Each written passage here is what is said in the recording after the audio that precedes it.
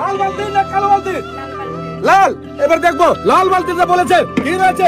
আমার আবর্জনা রয়েছে, রয়েছে না বললেই নয়, রয়েছে 2 লিটার সরষের তেলের বোতল। কালো বালতি, কালো কালো কালো কালো রে, কালো বালতি, কালো বালতি, কালো বালতিতে রয়েছে আপনার, আরে বাবা, একটি শাড়ি নিয়ে যাবেন বাড়ি। লাল বালতি না কালো বালতি, কোনটা?